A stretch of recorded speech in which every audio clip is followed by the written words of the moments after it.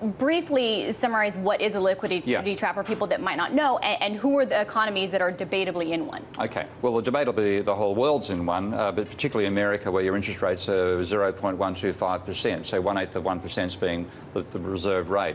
And the idea of a liquidity trap is that it's a way of trying to explain where we are. It's not, is it reality? That's another question.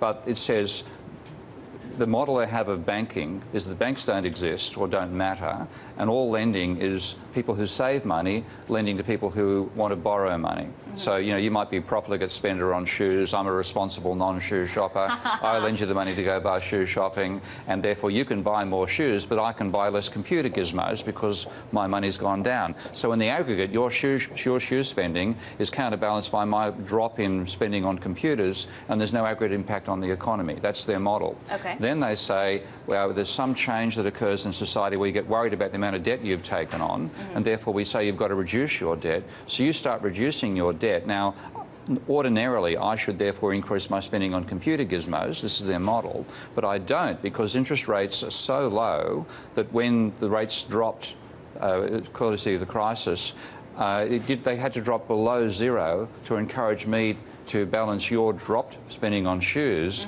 with my increased spending on computer gizmos. Right. And that's their explanation as to why we can't get out of the crisis. So basically, no matter how low rates are, or how long they're at zero, people aren't borrowing to spend more because they're freaked out. It's the same. Borrowing's dropping, and that's a good thing. Okay. But they say spending hasn't risen to balance it. It's asymmetric, as people like Krugman put it that way. So what they say, you've got to have the government spending to make up for the lack of spending by the savers, who need to be encouraged by rates of interest the reserve can't reach. Now, that's a fantastic, plausible, neat theory. Unfortunately, it's empirically false. They think lending is you give money to me, which is you take money out of your deposit account and plonk it in mine. Okay. What lending really is you go to a bank and say, I've got a great idea, I want to open up a computer shop that sells shoes, and the bank says, fantastic idea, here's $1 million. By the way, you owe us $1 million, and that has no impact upon my spending power, but it increases yours. Now, you then start a business, that'd be good. Right. That's what we need. We actually need that rise in debt to finance investment. Because that's good. That's financing the economy. That's not just gambling on higher prices. But unfortunately, it's what we have done mainly for the last 20 years. So the gambling has driven the debt levels from when they were trivial back at the end of the Second World War, 45% of GDP, up to 100% of GDP by the mid-60s, and now 300% of GDP.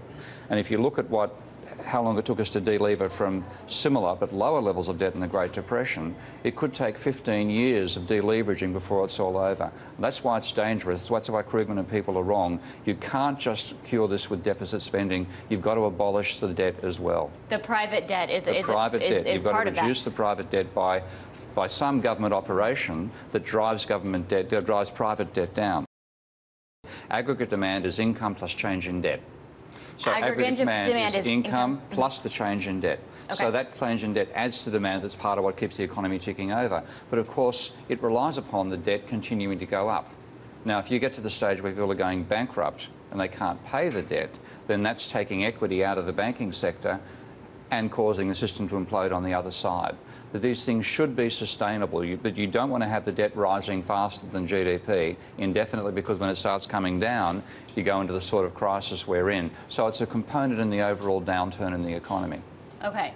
So that is this rising debt is a component in the downturn. Well, it helps you boost the economy when it's going up. Right. It drives it down when it starts to fall. And if you have people who've got into so much debt they can't service it, then their inability to service their debt means also they can't spend as well. You enter the deleveraging process. So what do we need? Mass bankruptcies? We need debt write-offs. We have to find a way. Debt jubilees, which the debt jubilee, including for the private sector. Yeah, we have to. I'm arguing what I call the private debt jubilee, or what you can actually call quantitative easing for the public. Now that Bernanke's given that name of quantitative easing, you give the money to the public rather than to the banks, but you say you must pay your debt down first. If you have debt, you pay it down. If you don't, you get a cash injection, which benefits savers. Okay, but it reduces the income flow of the banks, reduces their power, and gets the debt burden down. Otherwise, we're on the wrong side of that event horizon. We have to get back onto the other side of that. So do we risk being sucked into that black hole? We're already in the black hole. This is what people don't realise. This is the cosmic point of no return. Once inside the event horizon, nothing not even light can escape. If you're in the black hole, from that physics lesson, you can't get out of it. Not even light can get out. Yeah, light can't get out because light can't abolish part of the mass of the black hole. But we can abolish part of the mass of the black hole simply by saying, let's reduce this debt level by converting it from private to public, but not by putting it into the banks, put it into the people rather than the banks. Isn't that what bankruptcies are supposed to do? When bankruptcy does it as well. That's the same. Bankruptcy is like a bit like the Hawking's radiation, where the black hole loses mass out of its own natural dynamics, and that can actually eliminate a black hole over time. And that if we can get that way too, if we rely upon the natural dynamics of the black hole of debt, bankruptcy reducing it, then we could wait 15 years and have 15 more years of this process.